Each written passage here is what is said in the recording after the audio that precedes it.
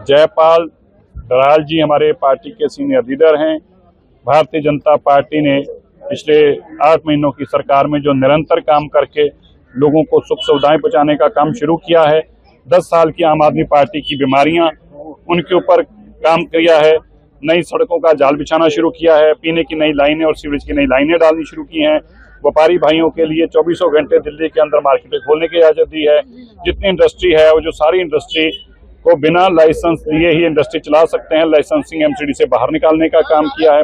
दिल्ली के अंदर सारी बसें जो हैं इलेक्ट्रिक लाने का काम किया है। दिल्ली के अंदर मेट्रो की कनेक्टिविटी जो है वो ई रिक्शा के माध्यम से जो चलती थी, अभी ई ऑटो, इलेक्ट्रिक ऑटो लाने का काम किया है।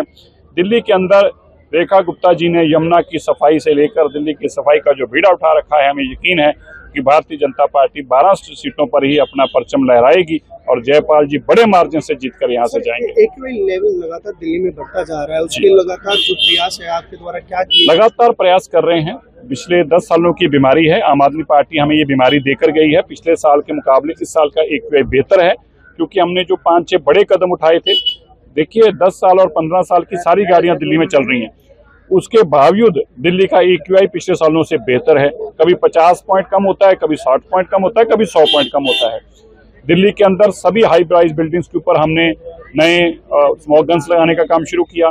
दिल्ली के अंदर सारी बसेस पोल्यूशन वाली बाहर निकालकर ई बसेस चलाने का काम शुरू किया। वाटर स्प्रिंकलर के माध्यम से डस्ट मिटिगेशन का काम कर रहे हैं।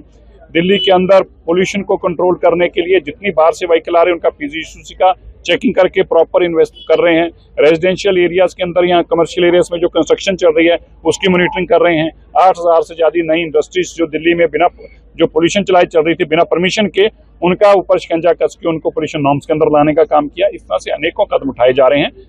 10 साल की बीमारी को 1 महीने में ठीक नहीं कर सकता या 8 महीने में ठीक नहीं किया जा सकता। क्लाउड सीडिंग की वेट हो रही है। अब देखिए भगवान करे क्लाउड्स आए और सीडिंग भी हो जाएगी।